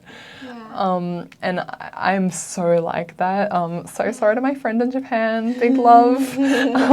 Because literally, like, she'd put on, like, she was learning about her fashion sense. I was giving her tips, but she would like insist on wearing like really daggy clothing sometimes, and she'd be like, "Do you think I can go out with this? Like in Japan, they're so fashionable," and I'd be like, "No, you look like a 9-year-old getting ready to go play baseball, but like also in their older siblings' clothes. It looks really bad." And she'd be like, "Oh wow," and I'd be like, "You should probably throw out that shirt." And she'd be like, "Oh," well, she like, I'm gonna change it for like privacy reasons, but like this is an example. Like they'd have like their favorite beanie that they bought in like Thailand or something, and they'd be like, "I'm gonna wear my favorite beanie," and I'd be like, "I will not be seen in public with you with that beanie. It's hideous." They'd be like, "You should throw it out." But I got it in Thailand on my first solo trip, and I'd be like, "But it's ugly. Throw it out." And that seems really harsh, but like, throw out that damn beanie. Okay? But also like, if someone said that to me, like, "Oh, like, that beanie's really ugly, like, throw it out," I'd be like, "Okay." Like, you know what I mean? I'd be like, "I don't want to look bad. Like, thank you for you." Like, and it extends the other way. Like, if I get feedback at work or, like, on my thesis or something, like, my supervisor can sometimes be really direct, and she always, like, apologizes. But I'm like, "No, I prefer that you're like, your grammar sucks and this sucks. Go practice it," because, like, I will. Like, okay, thanks, I will. Is it like a shot to the ego? Like, oh, they think it sucks. No, but I don't get that. Like, again, this is me, but it's so kind of like, like, superpower. Yeah, in a way, because I think, like, it's sometimes when you give, like, I guess, feedback to other people, they take it really personally. But when you get feedback, it's so efficient. You're like, oh, okay, just gonna list 1, 2, 3, 4, 5, done, and then it should be great. Literally, because I would literally, they'd be like, "You need to work on your grammar. Like, this is really poor grammar." And my response would be like, "Okay, do you have any like tips on good books I can use for my Spanish grammar? Because my work's in Spanish." And they'd be like, "Oh, this one." And I'd be like, "Cool, I will go study it." And then like next time they'd be like, "Good job on the grammar." And I'd be like, "Yay." But I didn't see that as like I just see that as like fact. My grammar sucks. Okay, I'll go try harder. Like, you know, like I didn't. So it's not that I'm not as emotional, it's like things don't affect me necessarily in the same way as other people. But on the other hand, other things can upset me more, like especially social situations. Like if I'm so for example, one time I was at a party and I wasn't actually like staring at anyone, but I was just kind of like not paying attention, and I wasn't even looking at them, I don't think, but I wasn't on my phone. I was just kind of sitting there like this, and people were kind of like, "Oh, like she was like staring at this person, so jealous," and I would be like, "What?" And who was that? Who are we? And they'd kind of like laugh about it, and a normal person would be like, "You are so weird," or like whatever. But like I can't deal with that, so I had to like leave. Like That's so interesting. In some areas of life, it like your emotions are subdued or amplified. Yeah. It's like dialing like volume and stuff in different aspects. And it's really different because like, for example, if I'm in like a good space, like emotionally, I can be a bit more resilient, but like if it's a windy day, good luck. Like, hate windy. Ask my boyfriend. He's just like, "It's windy, you're not going outside." And I'm like, "Thank you." Not worth it. I got like mad at a seagull at the beach once because it was like windy. And thankfully, like professional environments don't do that as much. Like I find uni is really good for that because they're not loud. Crowding is normally minimal. Like at least it's like I can go to the back or something. Like, and people are a bit more like understanding if you say something. So I find like working and studying, it's like works really well. And another thing for research, is I really like doing research because if I'm interested in it. So I picked this topic I was really passionate about, and I could do that really well. I actually first got into research on the Student Staff Partnership Program. Oh, amazing. Because they hired me to evaluate the program, and basically see what kind of impact it was having on people. Yeah. And it was very, very cool. And I actually really enjoyed it. And I was looking at the impact it had on people, and that kind of kept saying something to me. Yeah. And can I name names in a good way? Go for it. So the person running the program at the time, Madeline Marie. Woohoo! Amazing. Shout out. Shout out. We love Madeline Marie. She's amazing. But I think she could tell I was a bit like different, but she was so supportive because I needed a bit more like guidance and things than maybe an ordinary person, but she was super, super supportive, and I felt comfortable talking to her about some of these things, like in my diversity areas, and she really encouraged me to like go and do these features. So she's the person who recommended me for the panel where you went. She's taken me to a conference in Melbourne. Oh, that's amazing. Yeah, and we talked about the impact that like student staff partnerships and being involved in extracurriculars, basically some of the things I've said today, that was our conference presentation. It wasn't very scientific or anything, but it was how you should like think about students as individuals and the impacts your programs can have on them. So that was kind of where I started, and I really liked that. And I really liked my languages and so on, but I couldn't think of what to do with them. And the more I did this student staff partnership research, the more I was like, research could be for me. I like that I can inform people, I can educate people, that I can become like an expert in a way and tell people about these things. And I really wanted to continue doing that. And then plus, you know, I was doing all those speeches about imposter syndrome and so on. And the more I've done that, the more comfortable I've gotten sharing things. So I used to always hide that I liked anime, but now you can't stop me. Yeah. Like, catch me this weekend with My Hero Academia, like, stuff. But I used to hide that. And there's even like some smaller things like, because I am part of like the LGBT plus community. I know the small letters, I'm just too tired. But things like that I'm still like getting more comfortable coming out with. But it's one of those things where it's like each time I get a bit more confidence and a bit more authenticity in my telling of the story. Yeah. And I really like the impact that has on people. And I kind of saw that, and I saw research and putting that together as a way to like make education a better place, because it impacted me so much, and so many people like me don't make it. Like, so many of my peers from where I grew up, you know, they either didn't graduate uni, or if they did, they didn't have necessarily the employability, that's the fingers. You know, they didn't do all those I love how you caveat everything. You're like very careful with your wording. We will not offend anyone. Well, it's because I'm not the best with my voice, my tone of voice. So I think I'm doing okay today. Oh, no, you're doing perfect. Thank you. But sometimes I can be very like blunt about it, and it's just like, wow, that's so rude. I'll be like, you should understand this unless you're autistic or whatever. It's like, I need to actually be like, I don't mean that in a bad way. Yeah. But I think I feel talking with you, I'm kind of bouncing off your energy.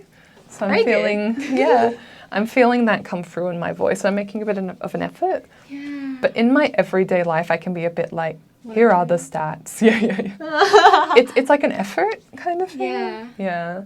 Oh, that's cool. Yeah, and what else I research, academia, and that's how you marry the two. Yeah. So I really like that, and right now I'm doing cultural studies for my thesis, and I'm looking at how people connect with their like cultural heritage and identity. Ooh. And I'm really liking that, but I do want to pivot more into some of my other diversity areas. And there's actually a master's in Hungary, which is Hungarian Heritage Studies. And I'm going to apply for that program, and I'm going to see if I can do, if having like a disability or being part of like the LGBTIAQ plus community. It's quite a long. I'm not good at it. Quilt bag. Yeah. Dino Willick said we can say quilt bag. So oh, really? Blame Dino. Yeah. We love Dino here. Quilt bag community. Sounds cute. I like it. But like if you have any of those aspects, if that impacts how you connect with your cultural identity. Like, oh, that would be fascinating. That's what I'm going to like apply for and see if I can do that. Fingers crossed. Fingers crossed, yes. And like I'm really interested. What's the dream job? The dream job. Oh, hello. Well, I actually don't think my dream job has been invented yet. Tell me more. We'll see if we can put this into action. Oh, thank you. Appreciate the support. Well, I know what I want to do and how I want to do it, but the job description is difficult. And very much I want to be like a diversity advocate in education and making diversity a better place. Yeah. And I really want that to be done by like educating people, informing policies, training people, which is where like research comes in. So I definitely see myself with a future of research, but also a more practical aspect, which would be involved with, you know, like going down, educating people, doing training programs and things like that. And I know universities currently do have like diversity and inclusion areas, but I'm very much more interested in that research and taking it further. So right now, my part-time job, I'm working in the law school on a project on disability. Cool. And very much like it's focused on higher education policy and how disability is supported there. And I want to do that, but I'm not a lawyer.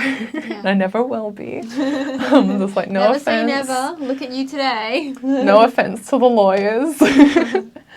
But like I'm still like sorting that out. But I do think my next steps are masters and PhD. And the reason I want to do them, I'm doing honours and I could go straight to a PhD, but I want to pivot my subject a little bit. So I want that time to explore on the academic level and do that as a master's. And also it's an Erasmus program, there's scholarships, and I would want to live in Europe, but not necessarily for like a PhD amount of time, you know? Yeah. So I want to do that, and then for a PhD, go for something really meaty. And see how they... Good word choice. Thank you, I'm a vegetarian. Wow, that's like, you're making me hungry. With Sorry. Spicy and meaty. Oh, can you tell my special interest is food? Yeah. I think I did it good with the voice that time. I think I got it, yeah. You nailed it. Feedback. Love food, I'm a foodie. Hungarian food too, so none of this meat and free veg business. You get me right, Karen. Yeah. Blew my roommate's mind in Japan. She was like, wow, what is the world that is not meat and free veg? I'm like, good. Yeah. Edible. But yeah, that's basically like, there's not like a hard fixed thing. And, you know, I'm looking at universities now because that's a place that is very accepting of these, and it's a place where I can do research and that I can kind of be in a supportive environment, but I am not against going into a non-supportive environment, like for example, taking it to the government or something like that, if I can get there. I like, not to be a downer, but I had a really hard time. You know, a lot of people who have, you know, I haven't said everything that happened to me in the past on here, but a lot of people who have my background and my experiences don't make it, whatever that means. So whether like mental health, living, career success, healthy relationships, things like that, a lot of people don't.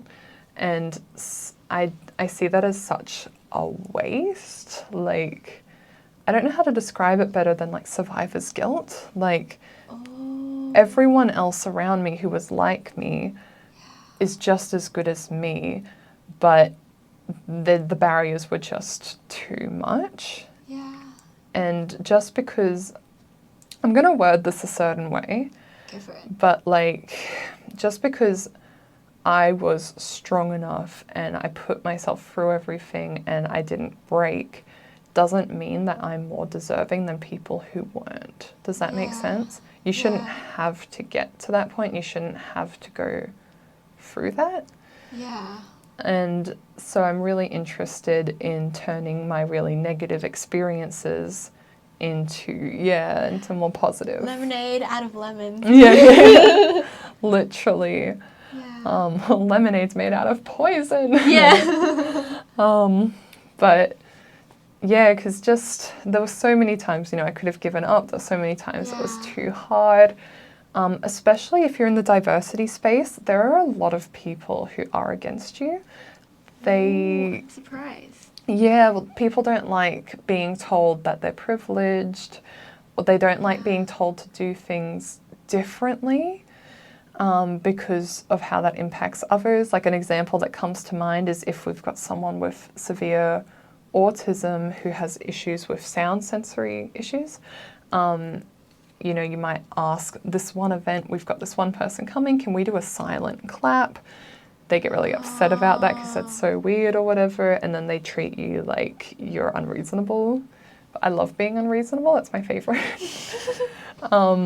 But so many people just aren't willing to do the work because it is work. Yeah. But the only reason it's work is because there's one type of person who's catered for and everyone else is an afterthought. Like if it was designed from the beginning to be inclusive, it wouldn't be that hard. You know what I mean? Yeah. I guess, I'm thinking like on a mass scale, like if there's like 10,000 people and then if like maybe they have the standard proceedings of like a 1 hour ceremony, but they also want to be really inclusive, like if they should make it to 3 hours to make everyone included, or would, I don't know, it's so hard.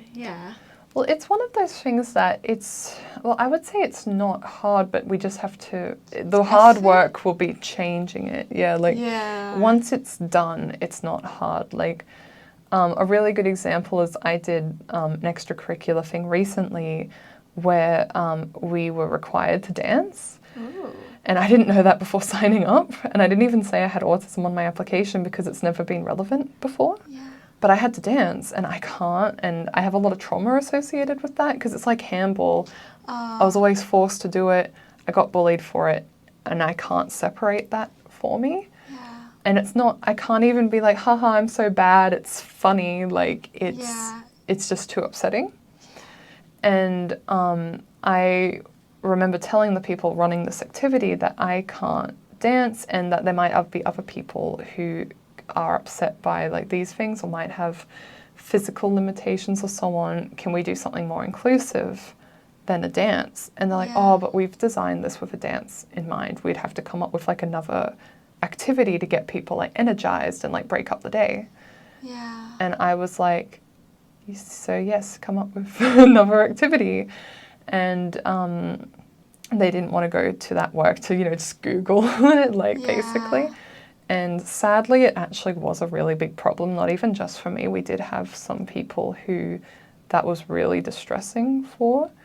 And it could have all just been avoided by like listening and making that, literally one Google search, like what is an inclusive active activity to get the blood pumping in the middle of lectures?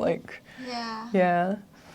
Do you think there's a possibility that if you were to change it to, instead of dancing into like, I don't really have a good example, clapping, stamping feet, that someone else would be also like not included? And then would there ever be like a middle ground? Because I feel like I'm worried that maybe someone is still going to sort of suffer regardless of what you choose. Yes, so what you're talking about there, the concept is called competing needs. Yes. Good words. No, all good. I had that with my roommate in Japan. So, for example, one of her stimming behaviors would be to kind of make a screechy noise, kind of like, and I don't like sudden noises like that. Yeah. And so that was her way of relaxing and feeling comfortable in her space, but it would make me feel upset in my space and so on. And so there was no way, living together, how do you deal with it? Well, it's one of those things, if her stimming had been like pressing a button that went, have you seen there's a Pixar short called Loop? Watch that. It's on Disney Plus. It's called Loop. There's the little girl, and she's got her name's Renee, and she's got a little phone, and she hits it, and it goes like woof woof woof woof, and it's a bit more of like a chill noise, woof woof, and she needs that to like make herself feel, you know, happy, calm, all sorts of things. And it's very cute. It's like woof woof woof, and a noise like that doesn't bother me, and so that would be fine. Like I'd be like, go nuts, woof woof, like you know what I mean? Meow to that too. Right.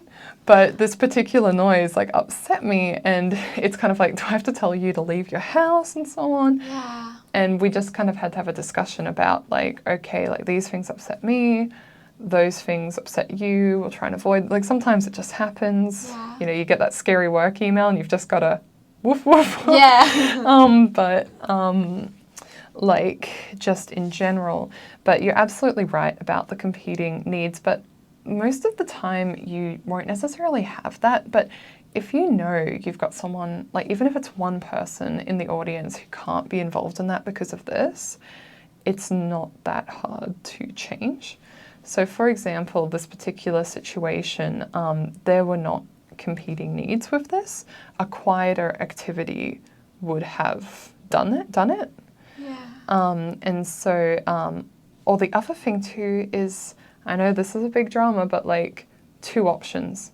You've got your dance in this room, you've got like your, let's go for a walk around the building. And like, you know what I mean? Yeah. Like there are ways, and it's only hard if you don't know, you haven't experienced it before, and you're not willing to think of it. Because how I would have done that would be like offer to walk people around the building for like a lap while other people did a dance. That would have been my one there. But they wanted like all of us like volunteers doing the dance and so on. I did have to leave the room. I couldn't handle it. Not the noise, the vibrations. Yeah. But it was just one of those things where it could have been like, it can be different. Easily avoided. Yeah. Or you can have like the 2 options, because 2 options is a smart thing. It's not always like necessary or doable, but like with, you know, a certain amount of people, like... Yeah, I guess you just hope that they tried, that they would try at least, even if they didn't reach any sort of resolution. And absolutely, and trying is the main thing, and trying, and when you fail, knowing how to deal with that, because I ran a workshop not that long ago, and we had 2 people with autism who were running the workshop, and we actually had an autistic person visit our workshop, and we had designed it in a certain way that worked for like us and like the people we know, but we had missed one of their triggers. And in this case, they didn't like things happening too suddenly, and they'd missed our verbal talk of what was going to happen. Like, first we'll do this, this, this. Oh, no. And we had a PowerPoint, and they'd missed that, but we didn't like print it out for the tables or something, because we knew about that, but we didn't account for that. And so this person had a pretty strong reaction to it. But, you know, you've really got to know what to do in those situations. So, you know, I just went to them. I said, like, do you want to talk now? Do you want to go later? No, you don't want to talk now. I'll come back later, okay? Like, you just stay there. Yeah. I'm not saying I'm perfect, but this is just like how I went for it. Then I came back a bit later. I'd written out the schedule, because I immediately realized what that was, because I'm similar. And I also said, like, I'll let you know, like, verbally when we're going to move activities, so you know the timing. And so what I'd do is I'd go to their table, but there's like a lot of people at the table, and I'd be like, okay, just wrapping up, we're going to go to the next activity next. It's going to be like this kind of activity. Yeah. And we were able to do the rest of the workshop with no problems.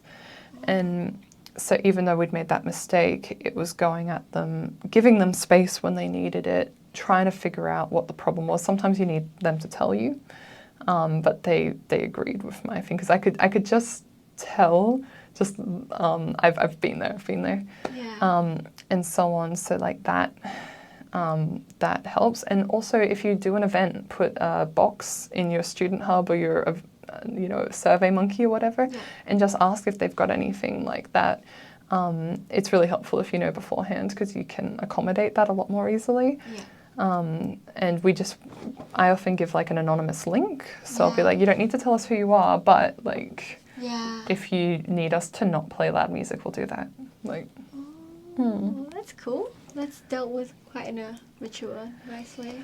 and again, like there's no way to be perfect. I've just had to accept that. But Yeah. like, you can only do your best, and you've got to do it with good intentions. Like, you know, even if you do all of this and, you know, giving the person space is the wrong answer and they really needed you to be with them or whatever, there's only like so much Trial you and can error, do. trial and error. Well, and Yeah. everyone's different. There's only so much you can humanly do. Yeah. But it's just trying, having those intentions. Yeah. Yeah, but that's kind of beautiful that you go out of your way to, yeah. Well, people never did that for me, so Yeah, you're being the person who you sort of needed. Yeah, that's a lot of my motivation, Yeah. especially even in coming. I actually started university in education because I wanted to be the teacher that I never had. Yeah. Yeah. Damn, that's cool. So just a few more questions. Gonna throw in Sure. the deep one. Ooh. So, Brooke, what's the meaning of life for you? Entertainment. Anime, dinosaurs, ancient Egypt. No, I mean life is to entertain. No. No, I definitely think the meaning of life is that we have our stories, we have our experiences, and we have our opportunities to react to that and to do with that how we will. And definitely people get, you know, harder situations, or not necessarily easier, but situations that have different types of challenges that are still challenging to you, but not necessarily on the same level. And I think really we just need to, you know, live those, experience them, and then decide what we're going to do about that. Like, is that going to define you? Are you going to do something about it? Choices. Or are you going to continue doing that? Or are you going to stop the cycle? Or if you're going to continue doing a good thing. Yeah. That's cool. And what's your perfect day in the life? Perfect day in the life. Lockdown, I love it.